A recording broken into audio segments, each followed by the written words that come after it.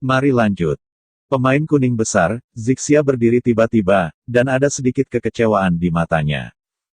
Kamu akan pergi, alis awan merah itu berkerut dan menatap Hou Fei. Hou Fei mengangguk tak berdaya sungguh, aku benar-benar memiliki sesuatu untuk dilakukan, Zixia, Hongyun, kamu dapat yakin bahwa aku akan pergi kepadamu nanti. Benarkah? Ada sedikit kejutan di mata Zixia, ada juga kejutan di mata Hongyun, itu hanya saat konvergensi, dan itu masih dingin. Siapa yang ingin kamu datang, kata Red Cloud dengan dingin. Ah, tukang sepatu kuning besar, kita harus kembali sekitar 3 bulan. Ketika kita kembali, kita tidak tahu kapan kita bisa keluar lagi, kata Zixia. Dewasa piringmu. Pada saat ini, pelayan restoran mengirim sepiring hidangan, tetapi hanya 3 dari mereka yang tidak berminat untuk makan. Kembali Zixia, kamu selalu mengatakan di istana mana kamu tinggal, di mana istana itu, di mana, katakan padaku, aku bisa pergi mencarimu nanti, Hou Fei bertanya. Zixia menatap awan merah dan menggelengkan kepalanya pada Hou Fei. Pemilik istana mendapat perintah, pesan istana kita tidak bisa diungkapkan kepada dunia luar, kata Zixia tak berdaya. Bahkan Zixia yang berbicara terbaik tidak menjawab, Hou Fei tahu bahwa dia tidak bisa keluar dari Zixia dan Hong Yun Kou. Saya berpikir dalam hati, sepertinya saya hanya bisa membantu kakak saya untuk mencari tahu di mana Zixia tinggal. Zixia, Hong Yun, aku akan pergi dulu, kamu akan makan dulu, kata Hou Fei dengan agak enggan. Zixia dan Hong Yun berdiri dan mengirim Hou Fei keluar dari restoran, dan kemudian memandang Hou Fei Hua ketika aliran cahaya menghilang ke bidang penglihatan. Suster awan merah, kapan kita bisa keluar lain kali, bisakah kamu meminta pemilik istana masih sangat mencintai kita, Zixia memandangi awan merah itu. Alis awan merah berkerut, kali ini Gunung Tianzun akan datang, pemilik istana telah terganggu oleh hal-hal Gunung Tianzun. Kami akan kembali saat ini, atau tidak mengganggu pemilik istana. Setelah penyelesaian Gunung Tianzun, kami akan berbicara dengan pemilik istana lagi. Minta keluar, lebih mudah untuk berhasil pada saat itu. Zixia juga mengangguk ringan. Di halaman sebuah halaman kecil yang tenang di Zixuanfu, Qin Yu berdiri di halaman dan memandang dengan cemas ke rumah yang tertutup. Terkadang saya berjalan bolak-balik beberapa langkah.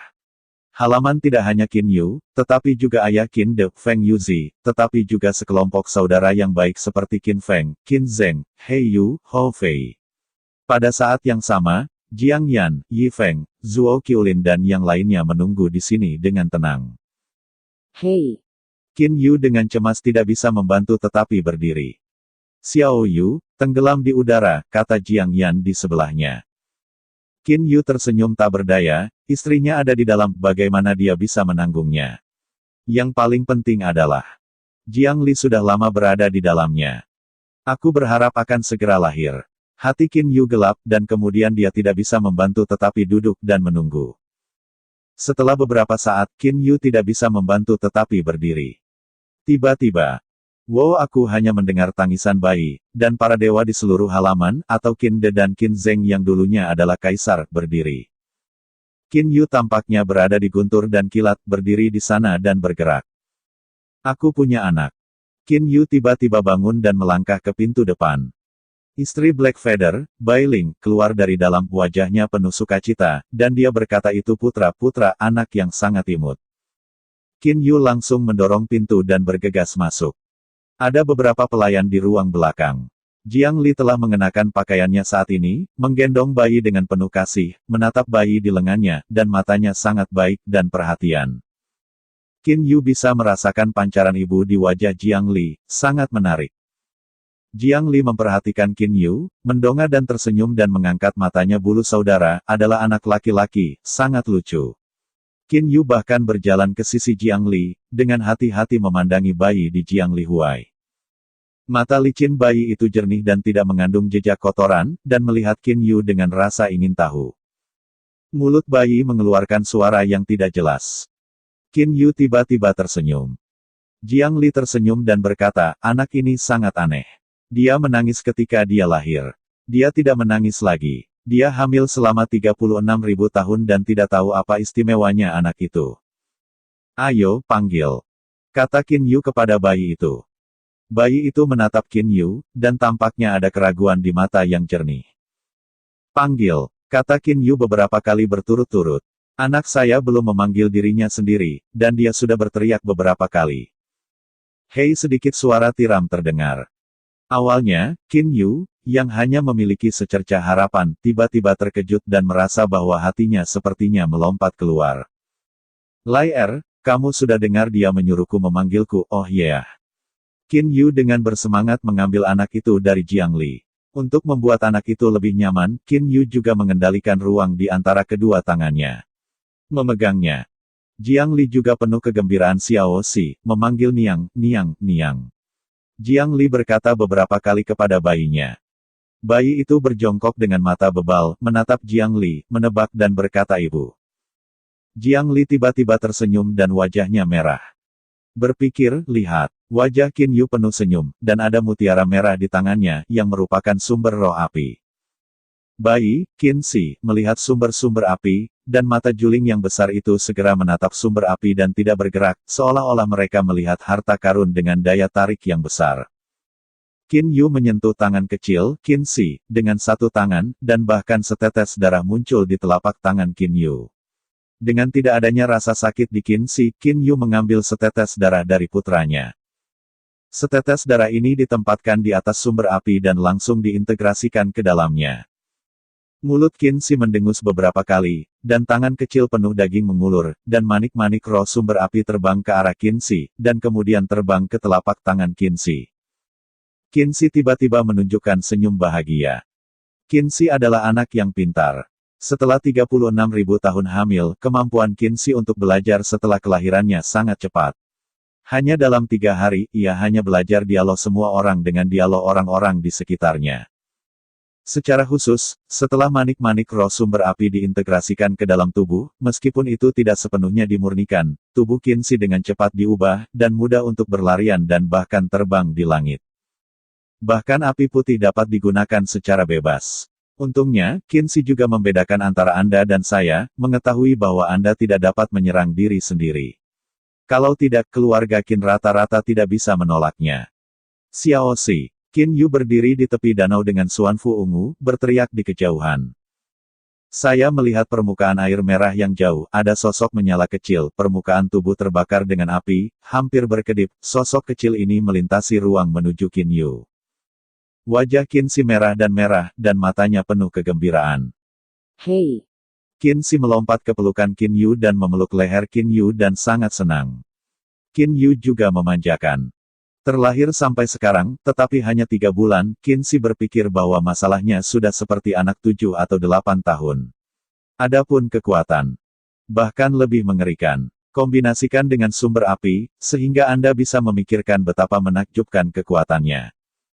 Pikiran kecil, apa yang kamu lakukan hari ini, katakan untuk mendengarkan kamu. Kata Qin Yu dengan memanjakan.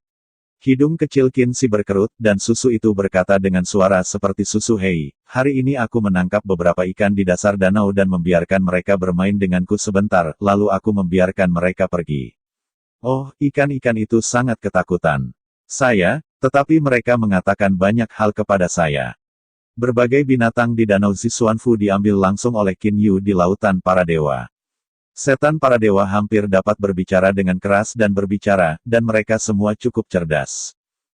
Monster-monster itu tidak berani melawan Qin Shi, mereka tahu bahwa Qin Shi adalah tuan kecil di sini. Sebenarnya, bahkan jika mereka ingin melawan, mereka tidak memiliki kemampuan untuk melukai Qin Shi. Qin Shi tidak hanya memiliki wali, sumber api Lingzu.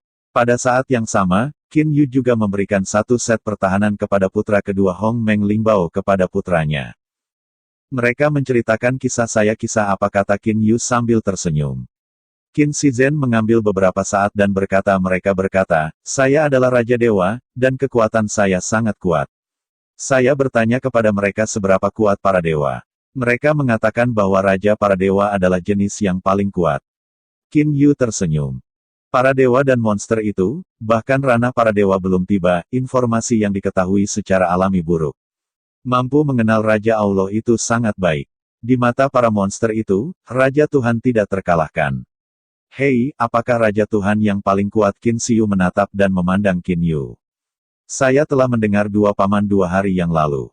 Mereka mengatakan bahwa ada banyak dewa yang pergi ke Gunung Tianzun. Menjadi dewa, benarkah surga lebih kuat daripada Raja Allah?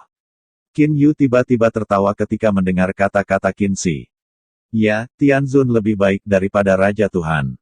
Qin Yu mengangguk. Di mana itu apakah ada dewa yang kuat? Qin Shi memandang Qin Yu, dan dia menantikannya. Dalam hati Qin Shi, rasa malunya adalah yang paling kuat. Tianzun, kamu tidak memiliki dewa yang besar sekarang. Ketika kamu tumbuh dewasa, kamu akan memilikinya. Kata Qin Yu. Qin Shi mengangguk sambil berpikir, dan tiba-tiba dia mengejutkan Qin Yu. Hei, tidak ada cara bagiku untuk tumbuh dewasa. Kamu biarkan aku tumbuh, aku tumbuh. Yah, ada sikap yang bagus. Qin Yu tertegun, tidak bisa menahan tawa. Qin Yu dapat membuat Qin Shi tumbuh dengan cepat melalui akselerasi waktu. Hanya evolusi alam semesta yang tidak dapat dipercepat oleh percepatan waktu. Ada apa? Hei, apa yang kamu tertawakan? Apakah metodeku tidak bagus? Qin Shi menatap Qin Yu dan bertanya ragu. Tidak, aku senang, bahagia. Kata Qin Yu sambil tersenyum. Xiao Shi, dalam beberapa hari aku akan memberimu 100 hari. Pada saat kamu kakek Jiang akan memberimu hadiah. Oh, Qin Yu menyentuh hidung kecil Qin Shi. Hadiah. Mata Qin Shi menyala. Oh, kalau tidak, beri aku beberapa hari ulang tahun, Del. Qin Shi berkata dengan sedikit malu, terakhir kali bulan purnama diadakan, kali ini selama 100 hari, lalu setengah tahun lagi, 9 bulan, 1 tahun. Qin Yu tidak bisa tersenyum. Qin Yu masih ingat bahwa ketika Qin Shi memegang bulan purnama, terakhir kali, Qin Shi memeluk begitu banyak hadiah. Itu sangat lucu. Seorang bocah lelaki, memegang lebih banyak hadiah daripada dia, berlarian. Kenapa tidak lucu? Pikiran kecil, memegang, bulan purnama, 100 hari, adalah kebiasaan kota asal aslinya. Apakah Anda memahaminya? Setelah tahun ini, Anda hanya dapat memiliki hari ulang tahun. Qin Yu dengan hati-hati mengajar Qin Shi. Di aula rumah misterius ungu, orang-orang yang akrab duduk satu persatu, semua orang tertawa, dan Qin Shi, mengenakan celemek merah, berlari seperti peri di aula kuil. Pikiran kecil, datanglah ke kakek ini, kata Qin De dengan tangan. Qin Shi Wu menatap mata Qin De dengan pandangan sekilas, tetapi tidak segera berlalu, tetapi menatap tangan Qin De dan memandanginya. Qin De tersenyum dan mengambil mainan ukiran kayu ketika dia membalikkan tangannya. Mainan ukiran kayu ini bergerak sedikit. Kemudian, itu menjadi mainan terbang. Wow! Qin Shi Hua bergegas ke Qin De Huai sebagai lampu merah, dan dia mengambil mainan ukiran kayu dan memainkannya dengan hati-hati. Mainan ukiran kayu ini, juga Qin De pergi ke dunia iblis peri, mengundang pengrajin yang terampil untuk menghabiskan banyak pikiran untuk memperbaikinya, dapat mengubah beberapa jenis mainan, dan dapat secara otomatis terbang, berjalan, tewet, dan sebagainya. Kakek Jiang, kakek Qi, nenek Zuoqiu, mengapa mereka belum datang? Qin Shi bertanya keraguan Qin De. Qin De berkata sambil tersenyum, jangan khawatir, kakek Jiang pergi ke Tianzun San dan melihatnya. Dia akan segera kembali. Gunung Tianzun bahkan Jiang kakek, mereka semua suka pergi ke sana, aku juga ingin pergi melihat. Bisik Qin Shi, mata yang licin menatap Qin De. Kakek, bawa aku, oke. Qin De menyentuh kepala kecil Qin Shi. Xiao Shi, bahkan kakek belum pernah ke sana sekali, bagaimana aku bisa membawamu ke sana? Qin Shi segera menundukkan kepalanya dengan frustrasi. Pada saat ini, langkah kaki tiba-tiba terdengar. Dari luar aula, Jiang Yan, Yi Feng, Zuo Qiulin dan yang lainnya, Qin Yu juga datang bersama. Haha, aku menyesal pergi ke Gunung Tianzun. Kata Qin Yu sambil tersenyum. Oh, apa yang terjadi? Qin Feng di aula bertanya langsung. Qin Yu berkata sambil tersenyum, kali ini saya menemani Paman Su, mereka pergi ke sana, Paman Su, mereka tiba di sana, dan para dewa Tianzun San segera menjadi gugup.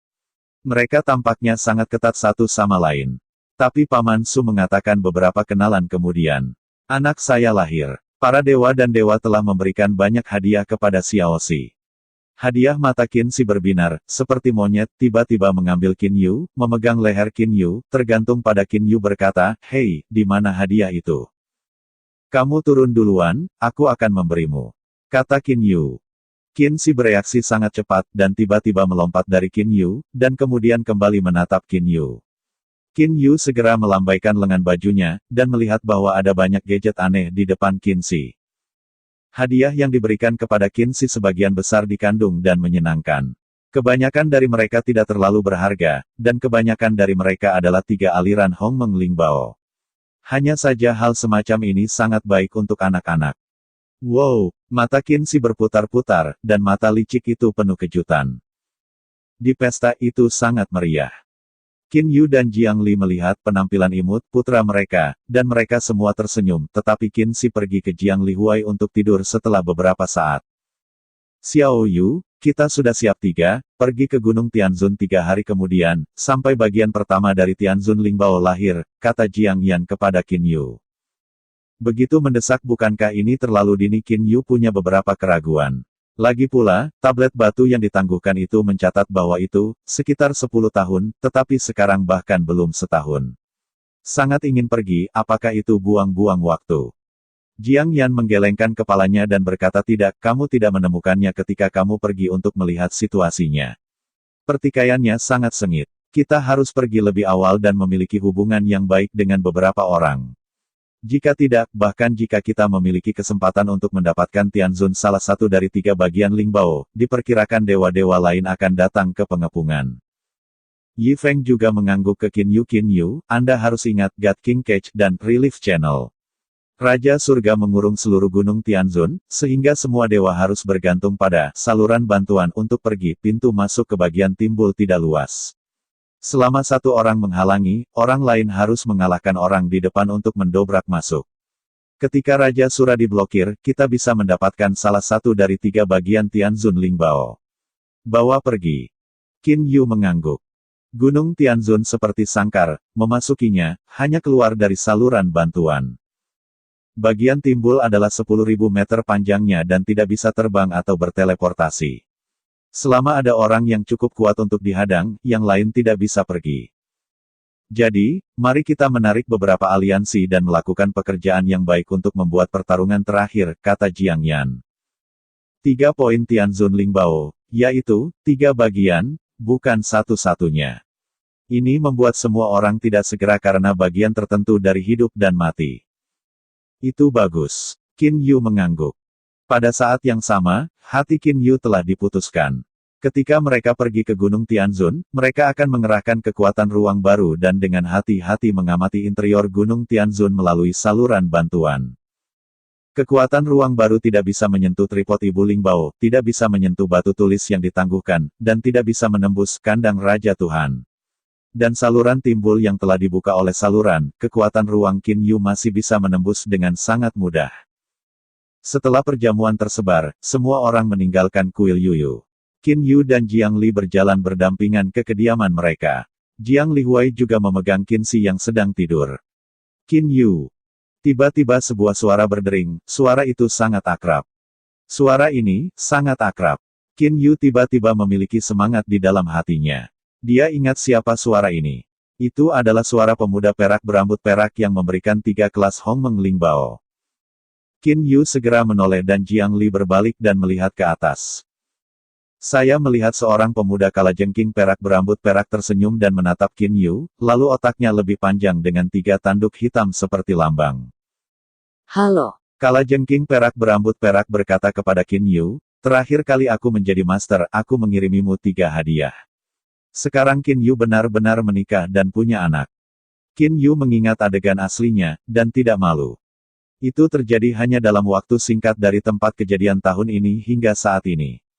Tapi perubahan saya sendiri terlalu besar. Saya melarikan diri dengan Jiang Li dan sepenuhnya menentang Kaisar Suci. Sampai sekarang, ia berdiri di ranah dengan kekuatan besar. Terima kasih, aku tidak tahu apakah kamu. Aku belum tahu namamu, kata Qin Yu cepat.